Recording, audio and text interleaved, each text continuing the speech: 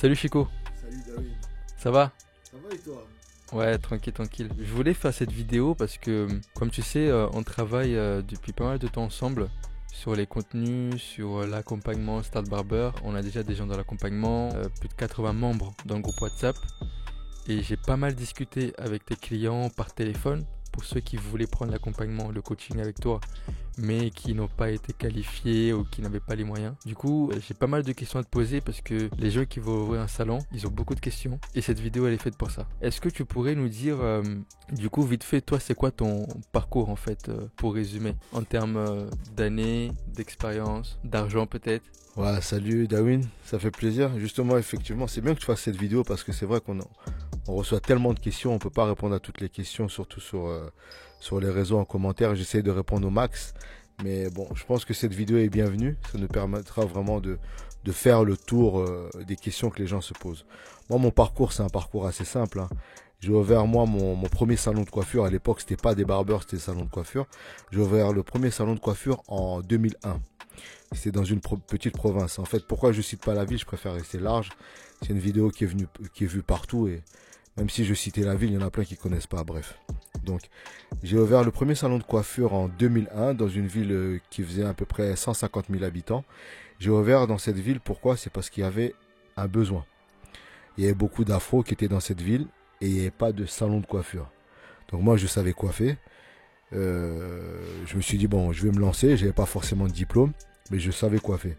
En fait, pour ouvrir ce salon, ce que j'ai fait, je me suis associé avec une personne qui avait ce diplôme, qui avait exactement, à l'époque, c'était un BP qu'il fallait. Elle avait son BP, mais elle n'avait pas d'endroit où coiffer, donc on s'est associé. On a fait salon de coiffure, qui a extrêmement bien marché. Et après, quand on s'est associé, je me suis mis plus, justement, j'avais plus de pourcentage parce que c'est moi qui investissais beaucoup plus. En fait, on a ouvert ce salon qui a très bien marché pendant, on va dire, 3 ans. J'ai fait une précédente vidéo dessus où j'expliquais pourquoi justement on a tenu que 3 ans. C'est parce que on avait négligé, si tu veux, l'aspect cotisation administratif.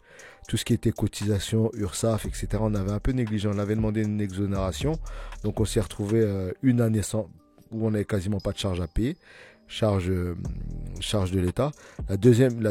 Enfin, à la fin de la première année, on a demandé une deuxième exonération. Et on s'est retrouvé à la troisième année avec tous les rappels de charges, etc. Tellement compliqué. Elle sortait justement du BP, donc elle n'avait pas d'expérience entrepreneuriale. Moi, pareil, j'ai aucune expérience. Donc ce que j'ai fait, c'est que on a mis la clé sous la porte. Je suis parti me former. Je suis parti me former à tout ce qui était technique commerciale, etc. Donc j'ai passé un bac pro technico-commercial. Et je me suis reformé aussi pour la coiffure, pour avoir on va dire, plus d'expérience dans tout ce qui est technique de coiffure, tout ce qui est mélange de shampoing, coloration, etc. J'étais vraiment optimal. Pourquoi je me suis formé un peu plus? Parce que je me suis dit, bah, demain, si je me retrouve tout seul, il faut que je puisse assurer avec les clients. Voilà. Il faut que je puisse assurer avec les clients. Ce que j'ai fait, c'est que j'ai réouvert derrière avec toutes les stratégies maintenant que j'avais au niveau du commerce. Là, c'était de succès en succès. Après, j'en ai ouvert plusieurs. À peu près, voilà, j'en ai ouvert en Île-de-France, j'en ai ouvert dans certaines provinces de France. Mais après, mon activité est restée essentiellement basée en France, si tu veux. Ça, c'est un peu mon parcours, moi, entrepreneurial. Et comme je te disais, le premier a été ouvert en 2001 et jusqu'à là, 2025, quoi. On est là. Après, aujourd'hui, si tu veux, je suis plus trop dans une optique de scalabilité pour mes établissements. C'est pas ça. Aujourd'hui, moi, ce qui m'intéresse plus, c'est la transmission. Parce que ce qui s'est passé, c'est que souvent les gens venaient me voir, me demander, oui, comment tu as fait pour que ça marche, comment tu as fait pour durer autant de temps, parce qu'il faut quand même du cardio pour rester aussi longtemps. Moi, j'ai des collaborateurs qui sont restés plus de 15 ans, 20 ans avec moi. Donc ça, c'est vraiment, j'ai envie de dire aujourd'hui, c'est un savoir-faire qui vaut de l'or. Et donc j'ai beaucoup de gens qui viennent me voir, qui venaient me voir, qui me demandaient, oui, comment tu as fait pour ouvrir, comment tu as fait pour rester aussi longtemps, c'est ça le vrai combat, comment tu as fait pour rester aussi longtemps. Et à force d'expliquer, un jour j'ai justement toi qui est venu me voir au salon, justement on s'est rencontrés au salon, et qui m'a dit, ouais, mais ça te dirait pas justement de communiquer sur ton parcours et c'est sur ce que tu sais faire et surtout comment tu as fait pour durer aussi longtemps parce que depuis qu'on est dans cette ville, bah, tu as toujours vu le salon fonctionner et tu m'as dit, mais ça me surprend que depuis que tu as ouvert, il y en a plein qui ferment et toi, tu es toujours là. Et à chaque fois que je viens, il y a du monde, c'est galère pour passer, etc. Au début, honnêtement, c'est bien, j'étais pas chaud. Parce que j'étais pas chaud pour passer sur les réseaux. Je le faisais, en fait, j'étais assez agressif sur les réseaux, mais je montrais pas forcément ma tête de temps en temps. Mais j'étais quand même agressif sur les réseaux. Mais aller sur un branding, c'est-à-dire sur quelque chose de beaucoup plus personnel, si tu veux, j'étais pas tout à fait prêt. Après, Darwin a su me convaincre avec ses arguments. Et c'est un coïncident, je veux dire, les étoiles se sont alignées parce qu'il y a aussi des gens qui continuent à me demander comment tu fais pour ouvrir, comment tu fais pour fonctionner. Et voilà, j'ai suivi Darwin. Et aujourd'hui, on est là, on est dans ce projet justement d'accompagnement, dans ce projet Start Barber. On accompagne les gens en groupe, déjà gratuitement, je tiens à le préciser. Sur Start Barber, le groupe WhatsApp, je donne du temps, je réponds régulièrement. J'apporte de la valeur ajoutée aussi dans le groupe. Les gens me posent des questions. Je réponds aux questions que les gens se posent aussi. Et en parallèle aussi, j'ai créé un accompagnement, par contre là, qui est beaucoup plus personnalisé, bien sûr qui est payant. Mais on fait pas rentrer beaucoup de monde quoi, dans cet accompagnement. J'essaie de vraiment de faire du quali, accompagner les gens vraiment sur des projets d'ouverture précises, avec des deadlines vraiment limites. Et moi, honnêtement, ça me challenge. C'est quelque chose que j'aime faire. Là, j'ai vraiment l'impression de scaler. J'ai l'impression d'avancer et de donner surtout une valeur ajoutée à notre domaine qui est la coiffure avant tout. Voilà. Du coup, on va passer aux questions. La première question que je reçois souvent, c'est Chico, j'ai envie d'ouvrir mon premier établissement, mais je sais pas par où commencer. Pour ceux qui ont envie d'ouvrir leur premier établissement, qui ne savent pas par où commencer, il y a une chose très simple.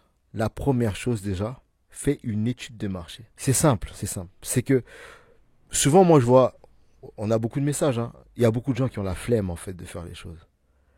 Ils veulent juste ressembler aux gens, mais ils veulent pas passer par le processus qui a amené ces personnes-là à réussir. Si tu veux ouvrir ton barbeur, la première chose, tu dois faire une étude de marché. Voir est-ce que l'endroit où tu veux ouvrir ton établissement, est-ce que déjà ce marché-là a un réel besoin? Est-ce que le marché est prêt à recevoir ton produit? Ça, c'est la première chose déjà. Parce que quand tu vas faire ton étude de marché, elle va te poser plein de questions auxquelles il faut que tu répondes. Quel prix tu vas appliquer? Quel style de barbeur tu veux faire?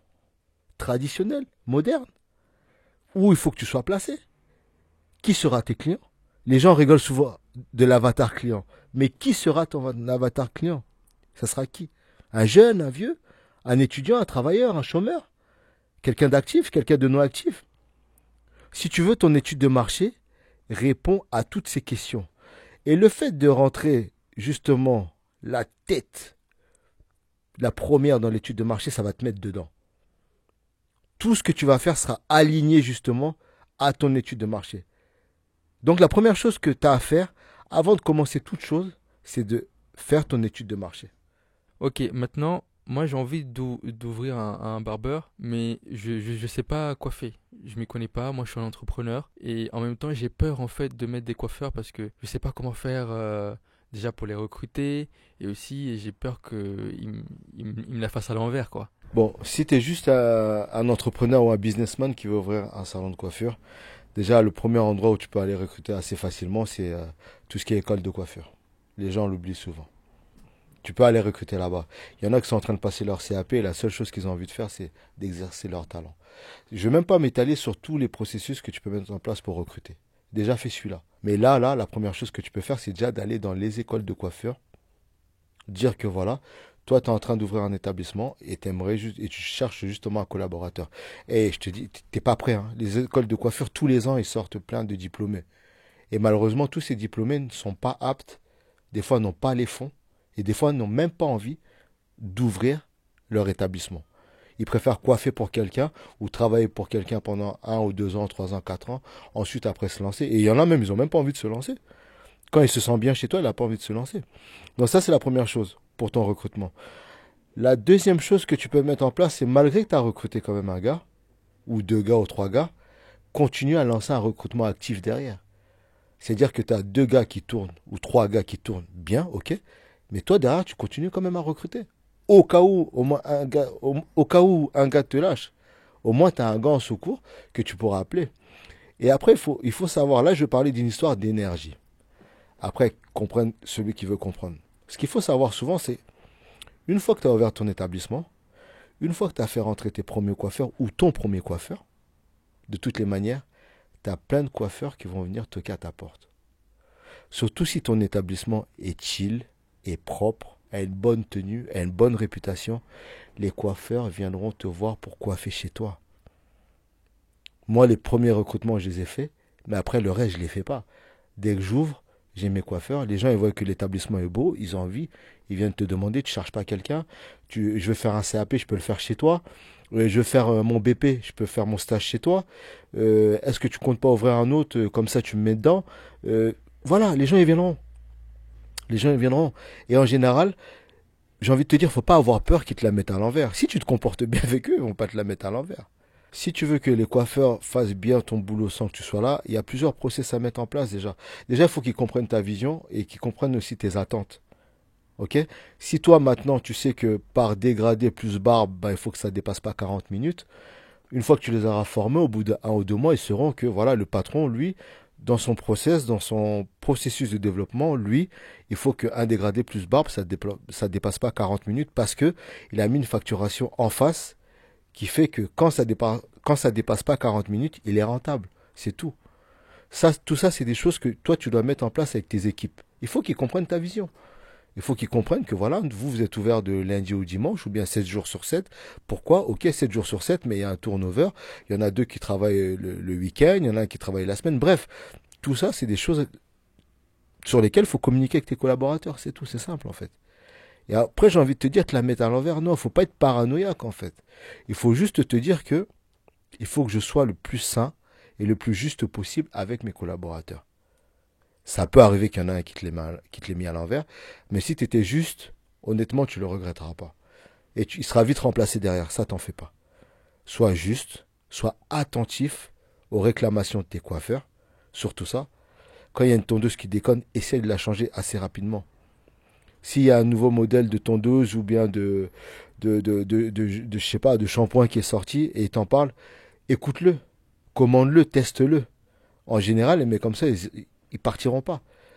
Mais après, c'est vrai que dans la masse, tu as toujours une brebis galeuse qui va essayer de te la mettre à l'envers. Mais ça, j'ai envie de te dire, tu peux pas y échapper.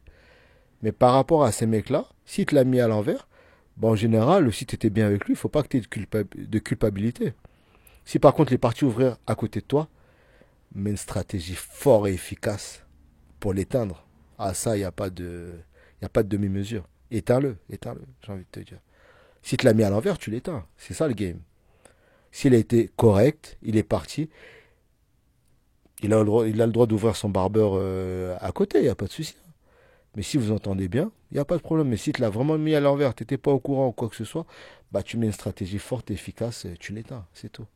Bon, j'ai envie d'ouvrir mon barbeur, vraiment. Mais en fait, je sais pas, j'ai peur. Je suis salarié, j'ai des enfants. Est-ce que je peux faire ça en même temps que je sois salarié? Est-ce que je dois tout lâcher, me mettre à fond dedans? Est-ce que vraiment ça va être rentable? Enfin, j'ai plein de questions sur la rentabilité parce que je vais investir peut-être 10 000 euros, 15 000 euros. Comment en fait je peux être sûr en fait d'être rentable? Déjà, si tu es salarié, c'est une activité que tu peux ouvrir en parallèle de ton activité principale. Mais il faut savoir que quand même, ça va demander une présence de ta part de temps en temps. Ça, tu es d'accord avec moi. Comme j'ai dit dans une précédente vidéo, c'est que tout demande de l'énergie. Tu seras obligé de donner un peu d'énergie dans cette activité. Après, tu peux trouver déjà quelqu'un qui est diplômé, le mettre dedans, mettre un processus en place, mettre des caméras pour surveiller, passer à aller le matin et le soir, bien sûr. Mais ça marchera surtout sur un système de confiance. Après, la confiance en toi, franchement, j'ai envie de te dire... ça, c'est toi. Il faut croire en ton projet. Si tu ne crois pas à ton projet, ce n'est pas ton collaborateur qui va croire en ton projet. Actuellement, c'est une activité qui génère beaucoup de chiffres parce que les gens prennent de plus en plus soin d'eux. Ça, c'est indéniable. Donc, c'est quelque chose de rentable, effectivement. Cette activité ne sera pas rentable si tu ne mets pas d'énergie. Cette activité ne sera pas rentable si elle a mal été conçue dès le départ. Cette activité ne sera pas rentable si tu ne t'y connais pas, si tu n'as pas été accompagné par les personnes qui s'y connaissent. Si tu n'as pas eu les bonnes informations, si tu n'as pas élaboré un bon plan d'action, elle ne sera pas rentable. Mais tout ça, ça dépend encore une fois de qui? De toi. Si tu vas à la chasse aux informations, tu prépares bien ton truc, normalement, ça peut que fonctionner. Et là, en plus de ça, c'est que tu as de la chance, c'est que c'est une activité qui peut fonctionner avec ou sans toi. Selon ce que tu auras mis comme process en face, bien sûr. Mais ce business n'est pas pour les gens qui ont peur. Et c'est pas un business risqué. C'est pas de la bourse, hein. C'est un business. Tu mets ton coiffeur, tu fais ta com derrière, tu payes tes charges, tu payes ton coiffeur, tu te payes toi aussi. Il n'y a pas de raison que ça ne fonctionne pas. Si par exemple il est dans un endroit où il y a un besoin, dans une ville il n'y a pas de barbeur, si tu ouvres, pourquoi ça ne marcherait pas? Si tu ouvres ta pizzeria dans un endroit où il n'y a pas de pizzeria, pourquoi elle ne marcherait pas la pizzeria? Il y a des trucs qui sont factuels en fait. Aujourd'hui on sait bien que l'homme prend de plus en plus soin de lui. L'homme est prêt à mettre des sommes pas possibles. Il y a des barbeurs qui coiffent à 100 € aujourd'hui. Il y a des hommes qui dépensent 100 €. Il y a des hommes pour leur hygiène qui ne négligent pas. Moi, je me parfume comme pas possible. Je mets 200 € dans un parfum, je prends soin de moi, je me coiffe. Aujourd'hui, les hommes ont changé. Les hommes prennent soin d'eux. Donc, c'est une activité qui fonctionne, bien sûr. Bien sûr. Mais ça dépendra encore de l'énergie que tu mettras en face. C'est tout. Celle-là, elle revient souvent. Si je lance mon barbeur, j'ai un budget. Voilà, j'ai mis un budget sur le local, la déco, etc. Comment en fait je fais pour payer mon coiffeur en fait? Est-ce qu'il y a plusieurs manières de le payer en fonction de son statut? Est-ce qu'à la fin du mois, je dois prendre sur le chiffre d'affaires qu'on a fait pour le payer? Tu vois ce que je veux dire? En fait, la rémunération, selon ton collaborateur, il y a plusieurs phases. Il y en a qui prennent un collaborateur salarié. Donc le salarié, bien sûr, quand tu démarres le premier mois, essaye quand même d'avoir un peu de trésor au cas où tu n'as pas réussi à faire rentrer assez d'argent pour pouvoir le payer. Mais en général, comme j'ai dit dans la précédente vidéo, si jamais tu as mis les process en place, le premier mois tu as des clients, le premier mois tu peux le payer. Il n'y a pas de souci par rapport à ça. Ça, c'est la première phase, tu as le salarié. La deuxième phase, tu en as des fois qui travaillent avec des collaborateurs qui sont auto-entrepreneurs. C'est-à-dire que lui, en gros, tu lui donnes un certain pourcentage sur le chiffre d'affaires, enfin, un certain pourcentage sur les coiffures. Et par rapport à ce pourcentage-là sur lequel vous êtes arrangé, bah lui, il prend son pourcentage, il paye ses charges avec et se paye aussi avec. Ça, c'est les deux phases, si tu veux. Tu as ouvert plusieurs barbeurs. Aujourd'hui, on va dire que t'es bien. Au-delà de l'argent, de la gloire, qu'est-ce que ça t'a rapporté dans ta vie en fait? Honnêtement, moi, le premier barbeur, qu'est-ce que ça m'a apporté? Même tout ce qui est... tous les barbeurs, tous les salons de coiffure, tous les commerces que j'ai eus, au-delà des salons de coiffure, ce que ça m'a apporté déjà, c'est une reconnaissance sociale. Il faut savoir que moi, je viens d'une cité, je viens de banlieue. Et dans ma famille, je suis le premier entrepreneur, vraiment, qui a eu des établissements. Et si tu veux, je connaissais pas ça. Pour moi, la vie se limitait à être salarié, à être ouvrier, être reconnu comme un ouvrier. Et le fait de rentrer dans ce monde-là, en fait, ça m'a fait connaître déjà d'autres personnes. Aujourd'hui, je côtoie, j'ai des amis, des bons potes qui sont avocats, qui sont médecins, qui sont dans la politique, etc., avec qui je m'entends bien et avec qui, si tu veux, il n'y a aucune barrière sociale. On ne me considère pas comme le mec de cité, tu vois, voilà. C'est vraiment socialement, déjà, ça m'a amené ça en plus, si tu veux. Après, au niveau de... Je vais vraiment rester sur le côté social.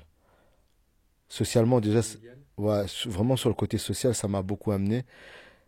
Tu rencontres du monde, tu discutes avec beaucoup de gens. J'ai envie de dire même, en fait, aujourd'hui, dès que je vais m'installer même dans un autre pays, la première chose que je vais faire, c'est ouvrir un barbeur.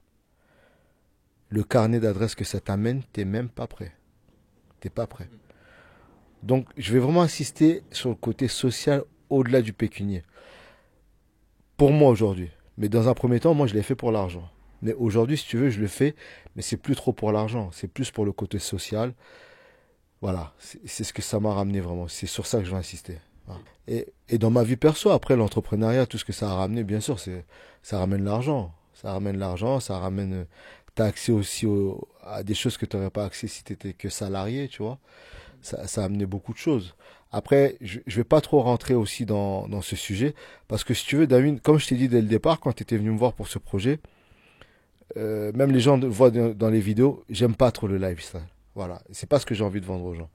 J'ai pas aux gens, je suis en Lamborghini, en dernière Mercedes ou en Mercedes ou dans ma maison qui fait je sais pas combien de mètres carrés. Non, non, je veux pas de ça.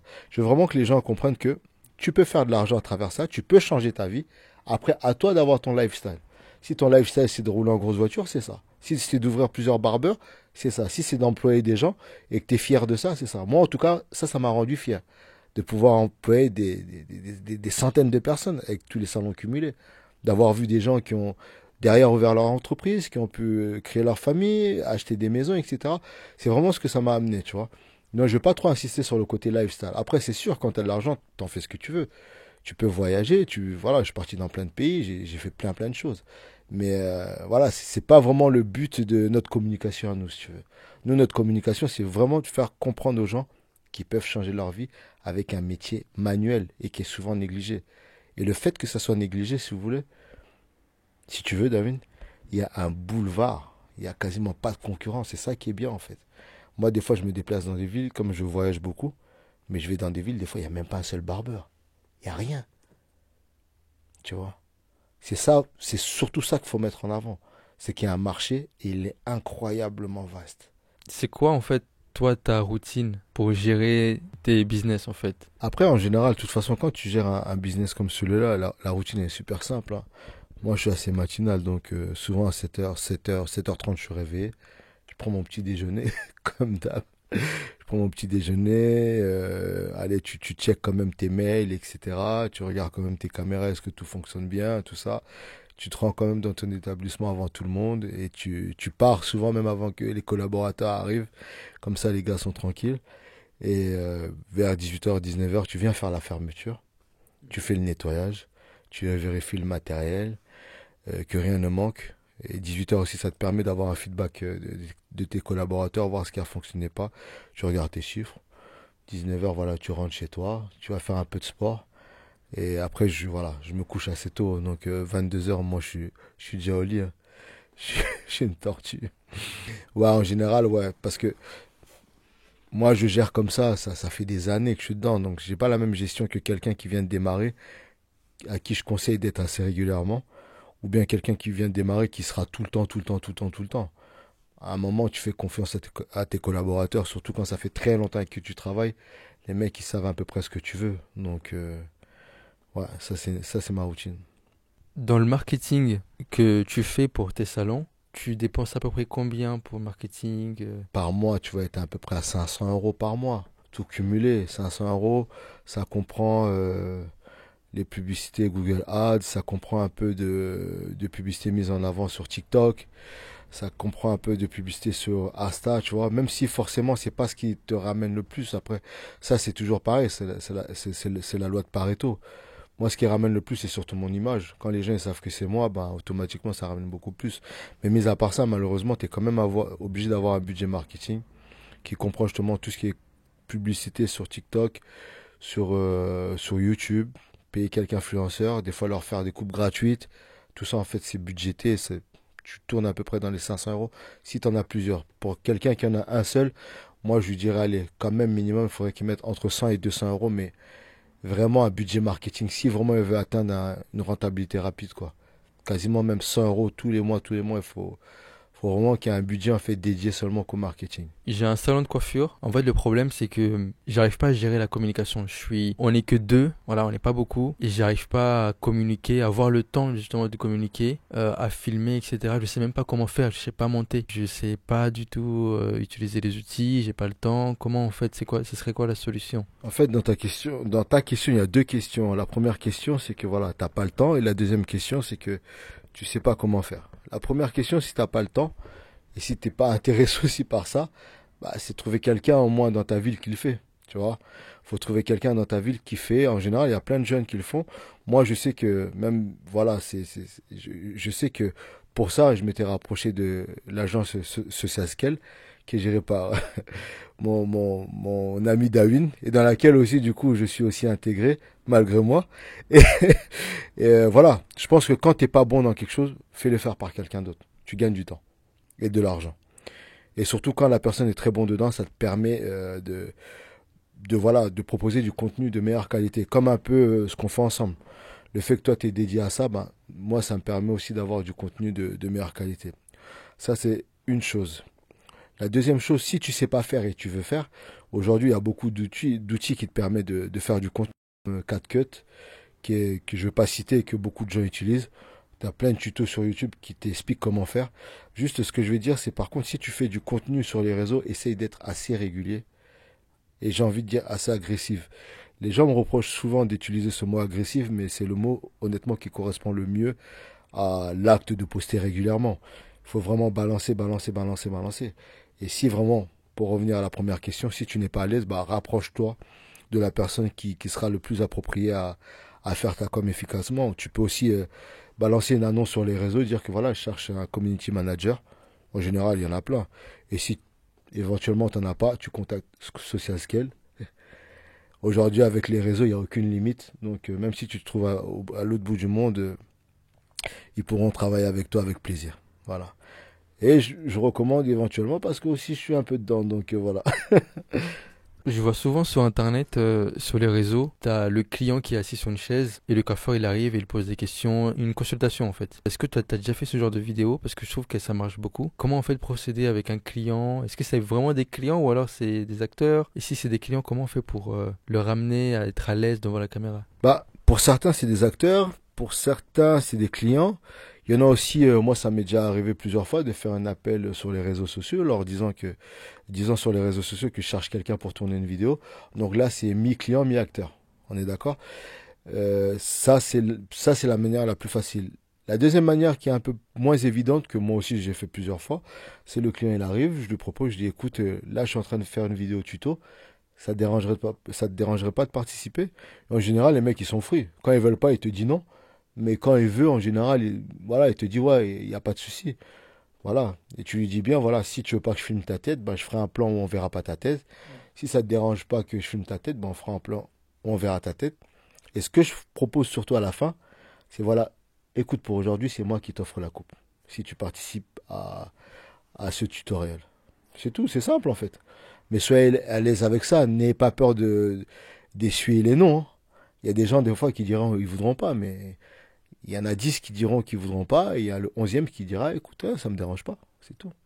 Mais il faut être à l'aise avec ça, c'est pas, le client n'est pas ton ennemi, il est là pour ta progression aussi, ça le dérange pas, quoi. On va parler un peu de l'accompagnement. Moi, j'ai fait beaucoup d'appels avec des prospects qui ont le projet d'ouvrir leur salon. Je vais pas te mentir, certains m'ont ghosté. Quand j'ai essayé de les rappeler parce qu'ils voulaient réfléchir, ils me répondaient plus. Tu penses c'est pourquoi en fait? Pourquoi les gens en fait ils ont du mal avec ça, avec l'accompagnement, ils veulent pas payer aussi, etc. Ils veulent que les choses gratuitement. Qu'est-ce que tu en penses? Aya Nakamura avait dit, les projets n'appartiennent pas à ceux qui les disent, mais appartiennent à ceux qui les font.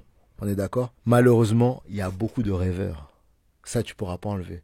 À chaque fois que moi j'ouvrais dans une ville, à 100%, j'avais toujours un client qui venait s'asseoir qui disait, ah, j'avais ce projet d'ouvrir. C'était mon projet. C'est pas ton projet, tu l'as pas fait. Donc, t'étonnes pas que dans tes prospects, en fait, tu as des gens qui viennent vers toi et que tu dis, et qui te disent, ouais, je vais ouvrir très bientôt. Et au final, qui te relancent pas. En général, c'est que des gens qui, en fait, qui ont le projet d'ouvrir, qui ont le rêve d'ouvrir, mais qui ne sont pas prêts à passer à l'acte. Malheureusement, pour eux, on n'est pas prêt, j'ai envie de te dire. Et ça, on en a souvent parlé, toi et moi. Je t'ai dit, on n'est pas prêt pour ces personnes-là. On n'est pas prêt. Nous, on est prêt seulement pour les gens qui sont décidés et déterminés à ouvrir, qui sont déterminés à amener leur projet justement jusqu'au bout, à amener leur rêve jusqu'au bout, jusqu'à ouvrir. Après, les gens qui veulent pas payer d'accompagnement, c'est vrai qu'on a eu beaucoup de gens qui veulent les choses gratuites. Tout le matos qui est là, tout ce qu'on fait là, c'est pas gratuit. Moi, mon expérience, je l'ai payée. Elle n'était pas gratuite. Je l'ai payée. J'ai ouvert un barbeur, j'ai ouvert un salon de coiffure. Le premier, je l'ai fermé.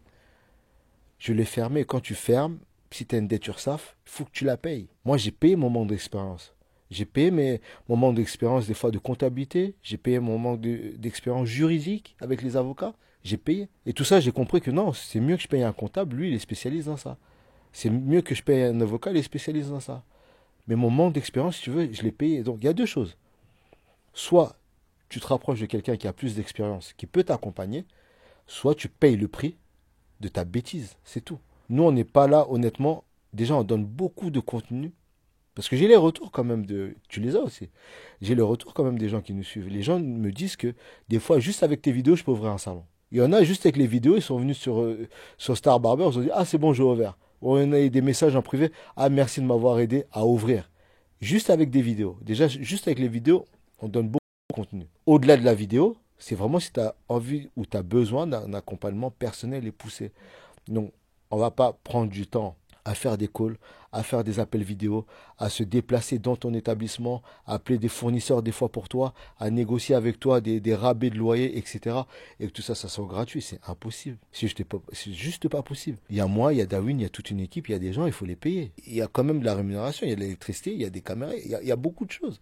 On est d'abord, avant tout, une entreprise qui fonctionne. Donc, il n'y a aucune entreprise dans laquelle vous allez partir et les choses vont être gratuites. Et en plus de ça, le prix qu'on propose, c'est le prix de maintenant. Il y a des gens qu'on accompagne là, qui n'ont pas payé le prix des gens qu'on a accompagnés au début. C'est ça le truc. Donc non, je pense que si vraiment tu as pour objectif d'ouvrir ton barbeur et qu'il puisse fonctionner, et tu as un chiffre d'affaires en tête et tu as un objectif précis en tête, honnêtement, payer cette somme-là, tu vas pas chipoter, tu la mettras justement dans ton budget de départ, tout simplement. Voilà, comme on fait, c'est tout. Bon, je pense qu'on a fini l'interview, on a fini les questions-réponses. Après, j'espère que ça va apporter encore une valeur ajoutée à notre contenu et surtout aux gens qui nous suivent. Après, voilà, comme on a dit, on a créé le groupe Star Barber. Pour tous ceux qui veulent intégrer le groupe Star Barber, vous allez là dans la description juste en bas et vous intégrez le groupe. Voilà. Après, si vous avez des questions ou bien il y a certaines questions auxquelles j'ai pas répondu, vous pouvez toujours les rajouter en commentaire. N'hésitez pas surtout à laisser des commentaires. Vous voyez bien que j'essaie de répondre j'essaie d'être assez réactif dans tout ce qui est commentaire. Voilà. Et comme je vous dis souvent, ensemble, on avance.